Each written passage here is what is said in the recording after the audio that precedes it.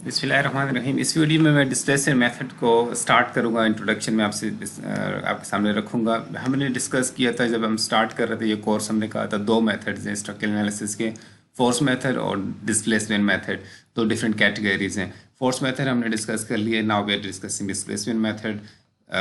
इस लेक्चर के अंदर मैं आपके सामने एक इंट्रोडक्शन रख रहा हूँ डिस्प्लेसमेंट मेथड का।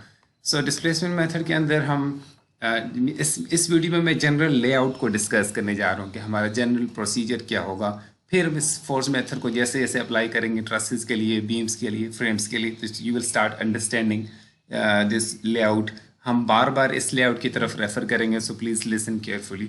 इसके अंदर हमारा स्टार्टिंग पॉइंट होगा, डिस्प्लेसमेंट मेथड में हमारा स्टार्टिंग पॉइंट होगा नोडल इक्विलिब्रियम इक्वेशंस। जैसे फोर्स मेथड में हमारा स्टार्टिंग पॉइंट कंपेटिबिलिटी इक्वेशंस लिखना था, और उन कंपेटिबिलिटी इक्वेशंस के अंदर से फिर हम कुछ अननोन फोर्सेस को सॉल्व करते थे, और उन अननोन फोर्सेस की फाइंड करने के बाद फिर हम इक्विलिब्रियम इक्वेशंस यूज़ करके रिमेनिंग अननोन फोर्सेस को कैलकुलेट करते थे, रिमेनिंग रिएक्शंस को कैलकुलेट करते थे। यहाँ पे हमारा स्टार्टिंग पॉइंट ही हम स्टार्ट ही इक्विलिब्रियम इक्वेशन से करेंगे, लेकिन इक्विलिब्रियम इक्वेशंस पूरी स्ट्रक्चर, पूरी स्ट्रक्चरल मेंबर, पूरे स्ट्रक्चर के लिए नहीं, जॉइंट इक्विलिब्रियम इक्वेशन, या ज़्यादा जो बेहतर टर्म है वो नोडल इक्विलिब्रियम इक्वेशंस। हम नोडल इक्विलिब्रियम इक्वेशन से स्टार्ट कर रहे हैं। तो नोडल इक्विलिब्रियम इक्वेशन से क्या मुराद है? यानी एक नोड को की फ्री बॉडी डायग्राम ड्रॉ करेंगे और उस पर एक्ट करने वाली जितनी फोर्सेज हैं वो सारी शो करेंगे, ठीक है। यानी एंड एक्शंस को उसके अंदर यानी कुछ एक्सटर्नल फोर्सेज होंगी acting directly on that node, और कुछ उसमें एंड एक्शंस होंगी, ठीक होगी, कुछ उसमें एंड एक्शंस हो। एंड एक्शन से क्या मुराद है? जैसे अगर एक मैं आपके सामने रखूं, यानी लेट्स से मैं बाद में उसकी तरफ वापस आता हूँ। मसलन एक ट्रस के अगर आप एक नोड को ड्रॉ करें, तो उस नोड की फ्री बॉडी डायग्राम में आप कुछ, आपके पास नॉन फोर्सेस अप्लाई हो रही हैं। मसलन कोई लोड लग रहा है उसके ऊपर, इस तरह से ये कुछ नॉन फोर्सेस लग रही होंगी। कुछ उसके अंदर मेंबर्स कनेक्ट हो रहे होंगे उस ट्रस के साथ। उस वो ट्रस के जो मेंबर्स हैं जो उस नोड से कनेक्ट हो रहे होंगे, मसलन ये दो मेंबर्स हैं जो इससे कनेक्ट हो रहे हैं, इनकी फोर्सेस होंगी जो इस नोड पे इंसिडेंट होंगे, जो मेंबर्स उनकी फोर्सेस होंगी। सो ये इनको हम कह रहे हैं एंड एक्शंस, ठीक है जी। ट्रस्ट के केस में चूंकि एक ही तरह की फोर्स होती है, एक्सियल फोर्स होती है, तो इसलिए मैंने यहाँ पे एग्जांपल ट्रस्ट की दिया। आगे जाके हम एंड एक्शंस के अंदर वो शेयर बीम के केस में शेयर और बेंडिंग मोमेंट होंगी, लेकिन राइट नाउ मैं ट्रस्ट की हेल्प से आपको बात समझाना चाह रहा था कि ताकि आपके माइंड में आ जाए कि एंड एक्शन से मुराद क्या है। यानी उस नोड पे लगने वाली वो फोर्सेस होंगी जो मेंबर की तरफ से उस नोड पे लग रही होंगी। ट्रस्ट के केस में वो एक्सियल फोर्सेस होंगी along the orientation of the member. So ये end actions plus external forces की आपके पास इक्वेशन, एक इक्वेशन आप लिख सकते हैं।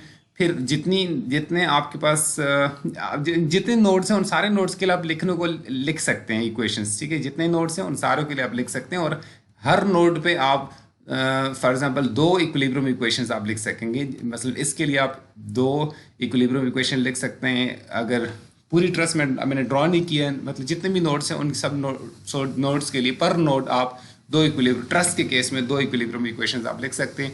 बीम्स और फ्रेम्स के हम बाद में डिस्कशन करेंगे। बहरहाल ट्रस्ट की भी मैं अलग से वीडियो डिस्कस करने जा रहा हूँ, but just to give you an idea कि हम डिस्कस क्या करने जा रहे हैं। अच्छा, अब इसमें ये जो एक्सटर्नल फोर्सेस होगी ये तो आपको नॉन वैल्यूज होंगी, ये तो लोडिंग होगी जो कि आपको पता होगी। अच्छा, ये एक इक्वेशन जो मैंने लिखी है, लेकिन ये बेसिकली सेट ऑफ इक्वेशंस है। ये मैंने इक्वेशंस लिखा है, लेकिन उनका फॉर्मेट कुछ इस तरह होगा जितने भी इक्वेशंस आप लिखेंगे, ठीक है। एंड एक्शंस होंगी और एक्सटर्नल फोर्सेस होंगी। अब इनमें एंड एक्शंस जो हैं, ये जो समझ लें कि जैसे ये हैं, जैसे ये this will be something unknown to you, ये आपको मालूम नहीं होंगी। फिर हम नेक्स्ट, अच्छा, इसी के पैरेलल हमें एक और काम करना होगा, यानी ये एंड एक्शंस की वैल्यू हमने पुट करनी इन टर्म्स ऑफ डिस्प्लेसमेंट मेजर्स। अब ये डिस्प्लेसमेंट मेजर से क्या मुराद है? नोड की डिस्प्लेसमेंट मेजर, यानी जैसे ये नोड है ना, ये नोड ट्रस्ट के केस में या हॉरिजॉन्टली मूव कर सकता है या वर्टिकली ये मूव कर सकता है, यानी ट्रांसलेट कर सकता है, हॉरिजॉन्टली ट्रांसलेट कर सकता है या वर्टिकली ट्रांसलेट कर सकता है। तो ये ट्रस्ट के केस में, ये बीम्स और फ्रेम्स के हम बाद में दोबारा डिस्कशन करेंगे, आप विल सी कि what does it mean for beams and frames, but trust के केस में it could mean horizontal displacement vertical displacement, यानी डिस्प्लेसमेंट मेजर्स का जनरल हम टर्म हम यूज़ कर रहे हैं, यानी ये नोड की मूवमेंट है, ठीक है जी। ये डिस्प्लेसमेंट यानी एंड एक्शंस को हम इनकी फॉर्म में लिखेंगे, ये कैसे कर रहा है ये हम डिस्कस करने जाएंगे, लेकिन ये जनरल लेआउट आपके सामने रख रहा हूँ। फिर हम ये जो एंड एक्शंस की वैल्यू होगी, we will put them the values of end actions in this equation in terms of displacement measures, यानी ये वाली इक्वेशन इस इक्वेशन के अंदर पुट हो जाएगी, एंड एक्शंस की value in terms of displacement measures put हो जाएगी, ठीक हो गया जी।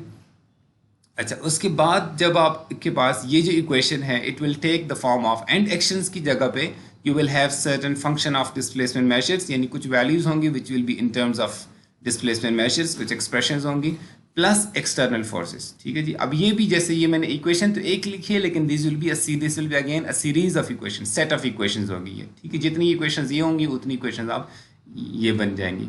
बहरहाल नंबर ऑफ इक्वेशंस कितनी बनती हैं या किस तरह से होगी वो मैं बाद में आपको जब हम करेंगे तो आप समझ जाएंगे, बट फॉर्मेट ये होगा, यानी डिस्प्लेसमेंट मेजर्स और एक्सटर्नल फोर्सेस आपके पास ये तो नॉन चूंकि होंगी, तो आप इस इन सेट ऑफ इक्वेशंस को सॉल्व कर देंगे for the unknown displacement measures, ठीक है जी। जो डिस्प्लेसमेंट मेजर्स आपको अननोन होंगी वो आप यहाँ से फाइंड कर लेंगे। अब आपके पास डिस्प्लेसमेंट मेजर्स कैलकुलेट कर ली होगी, उनको हमने अननोन इसलिए कहा कि ये आपको मालूम नहीं होगी।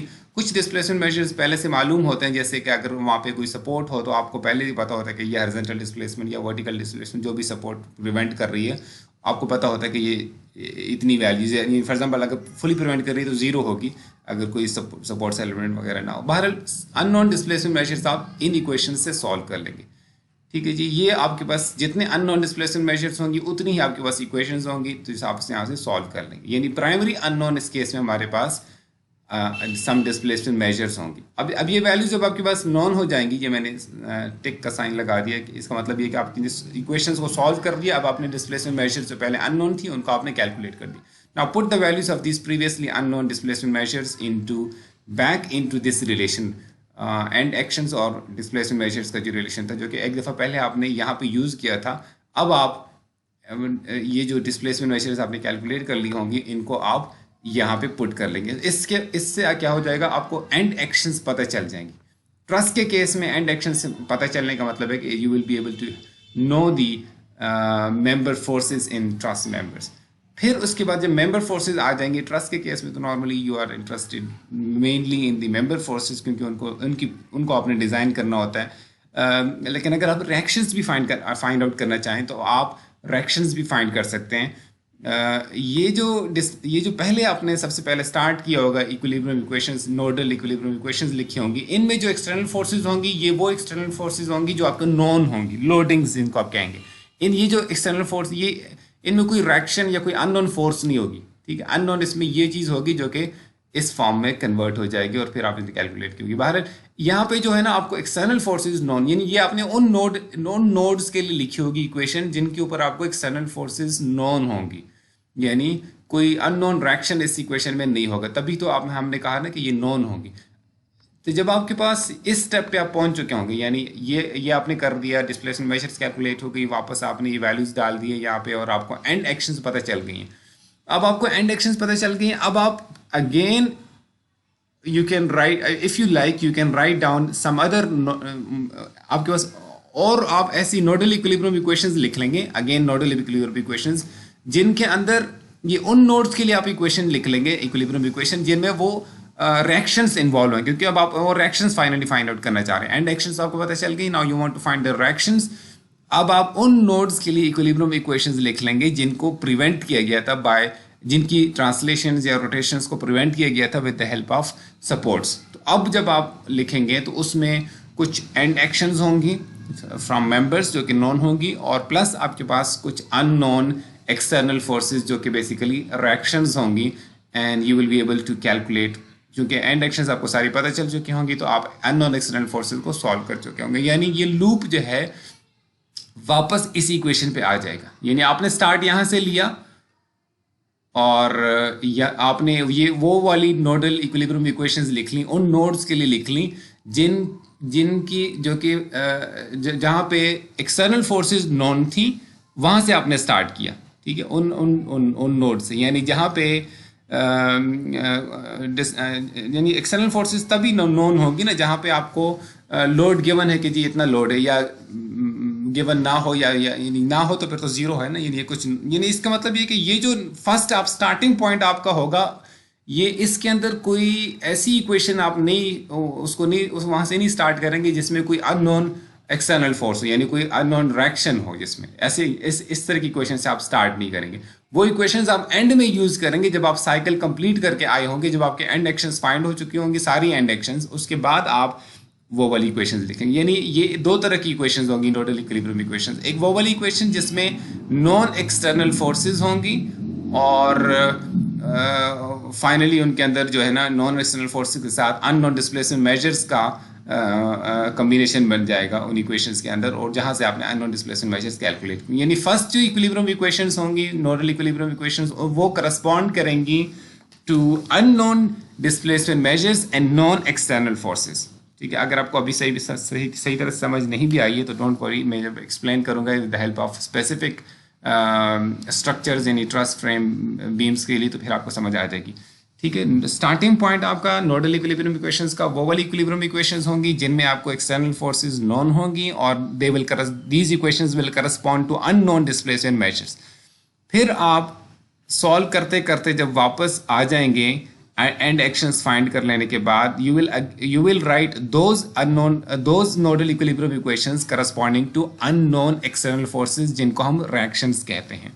ठीक है जी, वहां से आप reactions फाइंड आउट कर लेंगे। तो ये एक साइकिल होगा, यहाँ से आप स्टार्ट हो गए, ये वैल्यूज आपने यहाँ पुट कर दी, यानी ये दो आपसे साइमल्टेनियसली आप कह सकते हैं आपको रिक्वायर्ड होगी ताकि आप ये वैल्यूज यहाँ पुट कर सकें। स्टार्टिंग पॉइंट ये होगा, फिर आप ये वैल्यूज वापस यहाँ पुट करके, यानी ये वैल्यूज आपको पता चल जाएंगे, ये वापस यहाँ सब्स्टिट्यूट हो जाएंगे, और ये एंड एक्शंस दोबारा वापस इनमें से किसी इक्वेशंस में पुट हो जाएंगी। So this is how you will B executing the displacement method.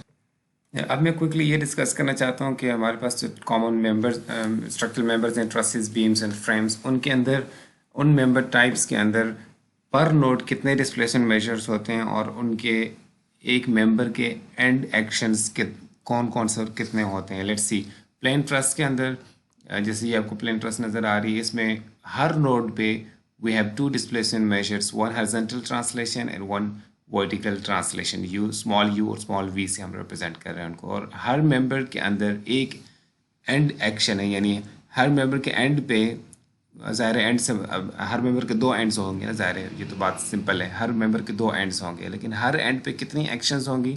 Plane truss के केस में we have just one axial force, one end action, that is axial force, हम इसको कैपिटल एफ से represent करेंगे। बाकी अब हम इन नंबरिंग की तरफ आते हैं। जैसे हमने नोड्स हैं तो इन नोड्स हमने नंबर दे दिए, नोड 1, नोड 2, नोड 3, ठीक है जी। और जैसे अब ये चूंकि यू वी जो है वो नोड 2 के करस्पॉन्डिंग थी, तो हमने इनको U2 और V2 कह दिया, बस इस बेस पे हमने U2। मज़ीद इसमें एक और चीज़ ये है कि अगर आप इस नोड 1 को देखें तो नोड 1 के भी U1 और V1 हैं। Let me write them down over here, यानी यहाँ पर भी आपके पास U1 और V1 एग्जिस्ट करते हैं, ठीक है। इसी तरह हमने शो नहीं किया यहाँ पे, मैंने क्यों शो नहीं किया उसकी मैं आपको वजह बताता हूँ। इसी तरह यहाँ पे U3 और V3 दे आर देयर, यानी कह सकते हैं कि इनकी ये हैं, जैसे हम U2 और V2 को शो करते हैं, वो इसी तरह हम U3 और V3 को शो कर सकते थे। चूंकि इस नोड 1 को अगर आप देखें या इसी तरह नोड 3 को आप देखें तो these are restrained, completely restrained है, यानी ये जो पिन कनेक्शन है ये इस डायरेक्शन में और इस दोनों डायरेक्शन में हॉरिजॉन्टल वर्टिकल दोनों ट्रांसलेशंस को ये प्रिवेंट कर सकता है। इस वजह से हमें पता है कि जितना मर्जी लोड लग जाए, ये जो ट्रांसलेशंस हैं इस जॉइंट के ऊपर और इस जॉइंट के ऊपर, दोनों तरह की ट्रांसलेशंस हॉरिजॉन्टल वर्टिकल दोनों जीरो रहेंगी। तो ये बेसिकली हमें पता है कि ये ट्रांसलेशन जीरो हैं, ठीक है। ये जो इसको हम कहते हैं रेस्ट्रेंड, या अब रेस्ट्रेंट से बेहतर वर्ड है हम कहेंगे non displacement measures, non displacement measures. यानी डिस्प्लेसमेंट मेजर में अगर डिस्प्लेसमेंट मेजर्स लिख लूँ तो उनमें हमें क्लासिफिकेशन कर सकता हूँ कि इस पर्टिकुलर ट्रस के अंदर, ज़ाहिर है हर केस में सिचुएशन डिफरेंट हो सकती है, डिस्प्लेसमेंट मेजर्स में we can have two types of displacement measure, may be either a non displacement measure or an unknown displacement measure. ठीक है जी. अब let me write them down, फिर मैं आपको एक्सप्लेन करता हूँ कि इस केस में क्या क्या. इस पर्टिकुलर ट्रस्ट में, इस ट्रस्ट में we have four known displace, these are four. कौन कौन सी? U1, V1, U3 और V3. ये क्या है? ये नॉन है. और ये जो डिस्प्लेसमेंट मेजर्स हैं ये अननोन है. ये क्यों अननोन है? क्योंकि ये रेस्ट्रेंड नहीं है, ना कोई स्पेसिफाइड है. इसलिए ये जो है हमारे पास दो जो हैं वो इस केस में अननोन डिस्प्लेसमेंट मेजर्स हैं, जो कि U2 और V2 हैं. ठीक है जी, U2 और V2 ये हमारे पास इस पर्टिकुलर ट्रस्ट में अननोन डिस्प्लेसमेंट मेजर्स हैं. Unknown displacement measures. अच्छा, जहाँ डिस्प्लेसमेंट मेजर, ये बड़ी इंपॉर्टेंट बात है, जहाँ डिस्प्लेसमेंट मेजर नॉन होता है वहाँ पे इस जैसे ये है, ये डिस्प्लेसमेंट मेजर्स नॉन है ना, तो इनके करस्पॉन्डिंग जो रिएक्शंस होंगी दोज विल बी अननोन. जाहिर सी बात है, ये रेस्ट्रेंड है ना, तो ये तो रेस्ट्रेंड होने की वजह से ये इन्फॉर्मेशन तो मिल गई कि ये ज़ीरो होंगी. लेकिन जब हम फोर्स की बात करेंगे, डिस्प्लेसमेंट मेजर्स नहीं, जब हम इन्हीं डायरेक्शंस के अलोंग, जैसे ये वाली और ये वाली डायरेक्शन है, इनके अलोंग जब हम फोर्सेस की बात करेंगे, एक्सटर्नल फोर्सेस की, तो वो जो फोर्सेस होंगी दोज विल बी अननोन. जाहिर है वो अननोन होगी. So, इसका मतलब ये है कि इनके अलोंग जो रिएक्शंस हैं दे वुड बी अननोन. ये इनको मैं ऐसे लिख सकता हूँ कि they correspond to unknown external forces, जिनको हम रिएक्शंस कहते हैं. एंड एक्सटर्नल फोर्सेस जिनको हम रिएक्शंस कहते हैं. ओके जी. अच्छा, अब नेक्स्ट ये है कि अननोन डिस्प्लेसमेंट मेजर, जैसे ये हैं. अब यहाँ पे चूंकि कोई रेस्ट्रेंट नहीं है, तो इसका मतलब ये है कि अगर तो कोई लोड यहाँ पे लग रहा होता तो वो हमें गिवन होता. मसलन यहाँ पे ऐसे कोई 2 किलोन्यूटन, यहाँ पे 6 किलोन्यूटन, कोई भी ऐसे वैल्यूज मैंने लिख ली, कोई भी वैल्यू लिखी होती, तो यहाँ पे जो डिस्प्लेसमेंट मेजर्स हमें अननोन है, उनके अलांग जो फोर्सेस होती, external forces acting on load, उनकी बात कर रहा हूँ, सारी फोर्सेस नहीं, ओनली द एक्सटर्नल फोर्सेस जो corresponding to unknown displacement measure. जैसे U2 के करस्पॉन्डिंग इस डिस्प्लेसमेंट मेजर के करस्पॉन्डिंग कोई फोर्स हो सकती थी, P2 आप उसको कह लें या PX कह लें, जो भी नाम देना चाहें, वो हमें नॉन होती. इसी तरह ये हमें नॉन होती. तो जब हमें डिस्प्लेसमेंट मेजर नॉन हो, जैसे ये थी, तो एक्सटर्नल फोर्सेस वहाँ पे अननोन होती हैं. जब हमें डिस्प्लेसमेंट मेजर्स अननोन हो, जैसे U2 और V2 हैं, तो उनके करस्पॉन्डिंग जो हैं they correspond to non displacement non external forces. ठीक है, जिनको हम अप्लाइड लोडिंग कह सकते हैं. ठीक है, जिनको हम अप्लाइड लोडिंग कह सकते हैं. ठीक है जी, अप्लाइड एक्सटर्नल लोडिंग. ये क्यों मैंने इस तरह से अलग अलग इनकी बात कर ली है, इसकी वजह ये है कि जब हम नोडल इक्विलिब्रियम इक्वेशंस लिखेंगे, तो हम, जैसे मैंने पहले बात की थी यहाँ पे, जब यहाँ पे मैंने बात की थी ना कि हम नोडल इक्विलिब्रियम इक्वेशन से स्टार्ट लेते हैं, तो हम उन नोडल इक्विलिब्रियम इक्वेशन से स्टार्ट लेते हैं which correspond to unknown displacement measures. ये बात अगर मैं आपको यहाँ पे समझाऊं, तो इसका मतलब ये होगा कि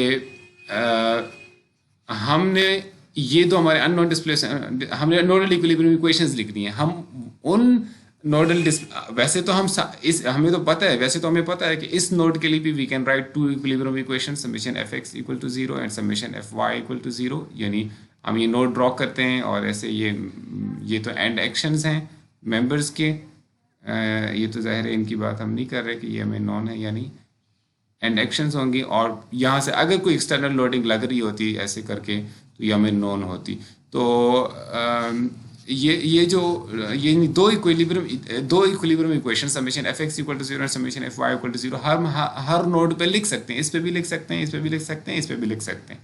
लेकिन ये वाला जो नोड है, जिस पे हमें दोनों जो डिस्प्लेसमेंट मेजर्स हैं U2 और V2, ये चूँकि अननोन है, तो इसका मतलब ये है कि U2 के करस्पॉन्डिंग जो इक्विलिब्रियम इक्वेशन है summation F X equal to 0 और समेशन वी और वी और summation F Y equal to 0 जो करस्पॉन्ड करता है इस इक्वेशन के वर्टिकल के करस्पॉन्ड करता है। तो हमें ये जो दो इक्वेशंस होंगी इस नोड पे लिखनी होंगी और उस यानी ये जो हम स्टार्ट ले रहे होंगे वो ये वाली इक्वेशंस होंगी। If I can show you,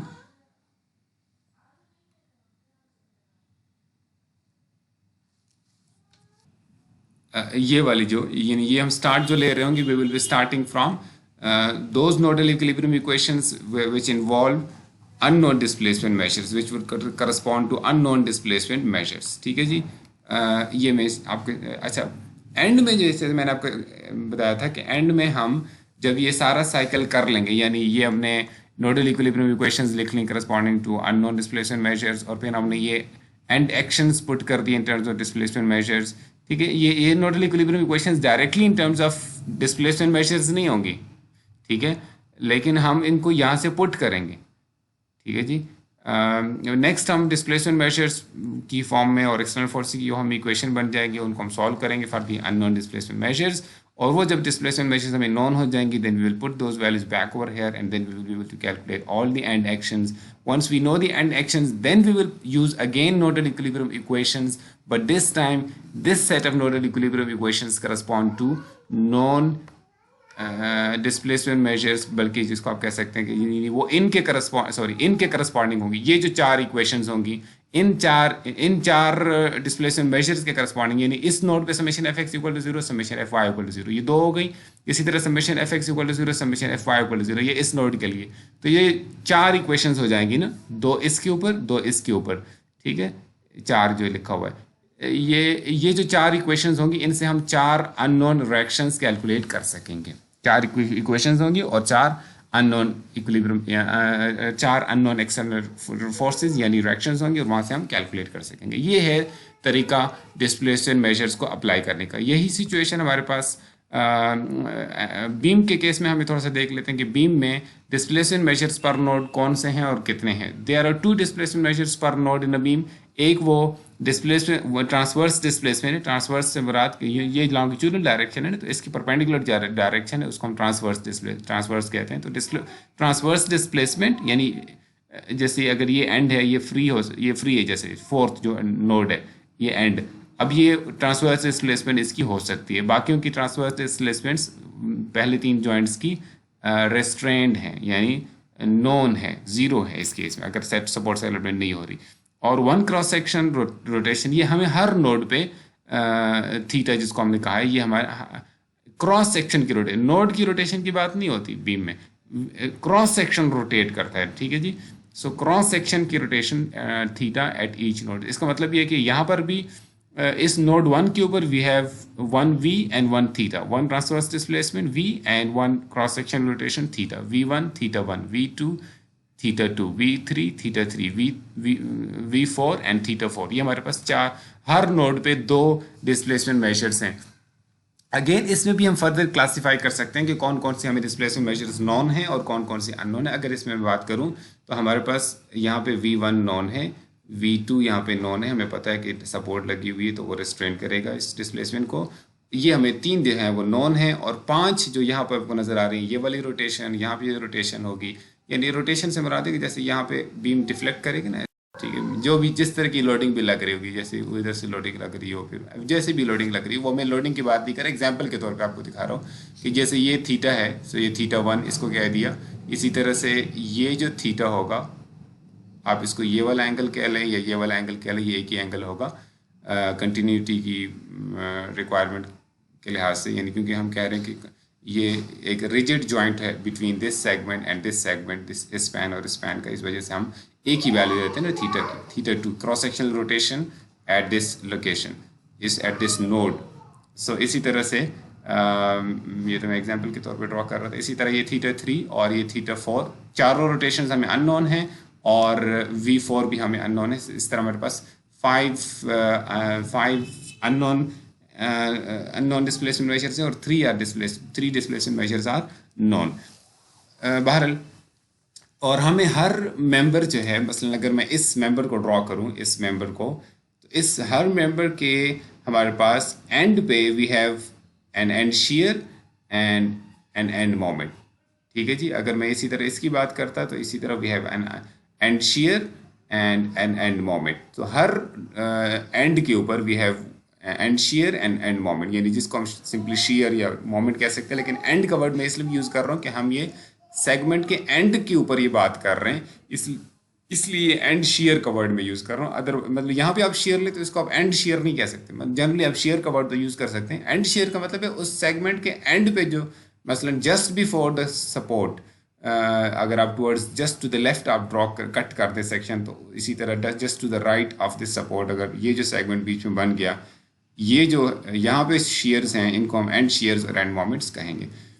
अच्छा, इसी तरह से अगर हम फ्रेम की बात कर दें तो फ्रेम टाइप स्ट्रक्चर में, जैसे प्लेन फ्रेम की अगर हम बात करें, जैसे ये आपको नज़र आ रहा है, तो इसमें वी हैव कितने डिस्प्लेसमेंट मेजर्स पर नोड हैं, 1 horizontal translation, 1 vertical translation u and v, and 1 cross sectional rotation theta. जैसे ये आपको नज़र आ रहा है, इस जॉइंट को अगर आप देखें तो ये जॉइंट हमारा कम्प्लीटली अनरेस्ट्रेंड है। इसमें एक हॉरिजॉन्टल डायरेक्शन में ये रोटेशन हो सकती है, इसी तरह से एक ये वर्टिकल डायरेक्शन में हो सकती है रोटेशन।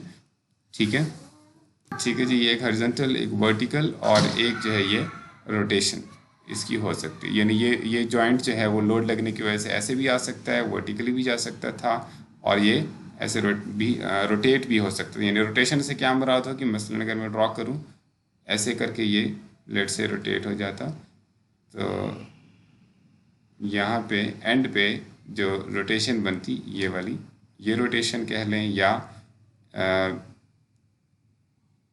ये जो टेंजेंट इसका एंगल बनता विद दिस, ये जो भी आप, यानी ये एक ही वैल्यू होगी ना। बहरहाल मैंने ड्रॉ इतना अच्छा नहीं किया, खैर cross section rotation at this joint theta 2। अब इस केस में अगर आप नॉन और अननोन डिस्प्लेसमेंट मेजर्स देखें, ये कम्प्लीटली फिक्स्ड है। इसका मतलब है कि यहाँ पे u1 इज़ 0, अगर मैं थोड़ा छोटा वो यूज़ कर लूँ लाइक दिस, जैसे ये है u1 equal to 0, v1 equal to 0 and theta 1 is also equal to 0, तो ये हमें नॉन है। इसी तरह से ये भी हमें नॉन है, u4 is 0, v4 is 0, theta 4 is 0, ये हमें नॉन है, और ये तीनों हमें अननोन्स हैं। सो इस तरह से ये भी हो सकता है कि एक ही जॉइंट के ऊपर कुछ डिस्प्लेसमेंट मेजर्स हमें नॉन हो और कुछ डिस्प्लेसमेंट मेजर्स हमें अननोन हो। मसलन अगर यहाँ पे रोलर सपोर्ट लगा दी जाए, अगर रोलर सपोर्ट होती हो तो सकती है रोलर सपोर्ट, अगर ये रोलर सपोर्ट होती तो इस केस में u1 would have been unknown, हमें नहीं पता होती, v1 वर्टिकल ट्रांसलेशन ये 0 हो जाती, और थीटा 2 जो है वो भी अननोन होता हमें। तो ये मुमकिन है कि एक ही नोड पे कुछ डिस्प्लेसमेंट मेजर्स हमें नोन हो और कुछ डिस्प्लेसमेंट मेजर्स हमें अननोन हो। So then we will have to, I mean हमें जब हम फॉर एग्जांपल जब हम इसकी बात करें, अगर जैसे ये v1 हमें नोन है और ये जो थीटा 1 है ये हमें अननोन है। सो अब जब हम अननोन डिस्प्लेसमेंट मेजर्स की इक्वेशंस लिखेंगे, इस पे 3 इक्वेशंस लिखेंगे इस नोड पे, summation fx equal to 0, summation fy equal to 0 and summation m equal to 0। इस नोड के लिए तो हम ये 3 इक्वेशंस लिखेंगे। इसी तरह इस नोड पे भी तीनों लिखेंगे। इस नोड पे हम सिर्फ वो वाली इक्वेशन लिखेंगे जो वो वाली इक्वेशंस लिखेंगे जो अननोन डिस्प्लेसमेंट मेजर्स के साथ करस्पॉन्ड है। यानी शुरू में, बाद में जाके रिएक्शन फाइंड करने के लिए ये वाली इसके करस्पॉन्डिंग वाली इक्वेशन लिखेंगे, समेशन fy इक्वल टू 0, और शुरू में जब हम स्टार्ट कर रहे होंगे अपना सोल्यूशन तो उस वक्त हम सिर्फ ये जो दो इक्विलिब्रियम इक्वेशंस हैं ये वाली लिखेंगे। इसके corresponding summation fx equal to 0 और इसके corresponding summation m equal to 0, ये दो इक्वेशंस हम लिख रहे होंगे। ये वाली इक्वेशन एंड में यूज होगी जब हम रिएक्शंस फाइंड करने, इसके करस्पॉन्डिंग जो इक्वेशन है समेशन fy इक्वल टू 0, ये जब हम रिएक्शंस फाइंड करेंगे एंड में तब जाके हम यूज़ करेंगे। बहरहाल ये था हमारा ये हमारी डिस्कशन थी कि कौन कौन सी ट्रांसलेशंस, कौन कौन सी इसमें पॉसिबली हो सकती हैं डिस्प्लेसमेंट मेजर्स। और ज़ाहिर है हर मेंबर, जैसे अगर मैं इस मेंबर की बात करूं या इस मेंबर की बात करूं, तो अब इसके मेंबर के हर एंड पे 3 तरह के एक्शंस हो सकते हैं। एक एक्सियल फोर्स भी हो सकती है, एक जो है वो एंड शेयर भी हो सकता है, और एंड मोमेंट भी हो सकते हैं। इसी तरह से ये तीनों चीज़ें इधर भी होंगी। तो एंड एक्शंस जो हैं वो हर एंड के ऊपर 3 तरह के एंड एक्शंस होंगे, एक्सियल फोर्स, एंड शेयर्स और एंड मोमेंट्स। तो ये था हमारा introduction to displacement method. I hope कि नेक्स्ट जब हम एक स्पेसिफिक एग्जांपल्स के साथ करेंगे ट्रस्ट, नेक्स्ट वीडियो के अंदर मैं ट्रस्ट में अप्लाई करूंगा इसको, and then you will see how ये प्रोसीजर अब यही रहेगा। This is the basic procedure, we will apply this procedure to trusses, to beams and frames. सबसे ज़्यादा जो हमें एफर्ट शुरू में रिक्वायर्ड होगी डेरिवेशंस के स्टेजेस पे, वो हमें ये इन रिलेशंस में टाइम लगेगा। We will have to relate end actions with the displacement measures for the nodes, जैसे हमने डिस्प्लेसमेंट मेजर्स की बात कर ली है। सबसे ज़्यादा हमें इनकी डेराइव करने में टाइम लगेगा शुरू में। बाद में जब हम एक दफ़ा ये डिराइव कर चुके होंगे, फॉर एग्जांपल बीम्स की अगर मैं बात करूँ, अगर जब एक दफ़ा डिराइव कर चुके होंगे ये रिलेशंस, उसके बाद ज़्यादा जो मेजर एफर्ट किसी न्यूमेरिकल को या पर्टिकुलर प्रॉब्लम को सॉल्व करने में लगेगी, वो उस वक्त लगेगी जब हम अननोन डिस्प्लेसमेंट मेजर्स को फाइंड करेंगे using some set of simultaneous equations. बाकी ये प्रोसेस बड़ा सिस्टमेटिक है, बड़ा इजी टू इम्प्लीमेंट है, और यही वजह है कि जो आज के दौर में जितने स्ट्रक्चरल एनालिसिस के या डिज़ाइन के सॉफ्टवेयर्स हैं, all of them are based on displacement method, क्योंकि ये डिस्प्लेसमेंट मेथड आपको बड़ा सिस्टमेटिक प्रोसीजर देता है। आल दो शुरू में आपको लगेगा और थोड़ा सा मैनुअली करते हुए टाइम कंज्यूमिंग लग रहा होता है, लेकिन this is the method being used in the structural analysis softwares. So अगर आप स्ट्रक्चरल एनालिसिस सॉफ्टवेयर्स के इनपुट को, आउटपुट को समझना चाहते हैं, तो you must be able to understand displacement method. So next we will discuss displacement method applied to trusses. Thank you very much.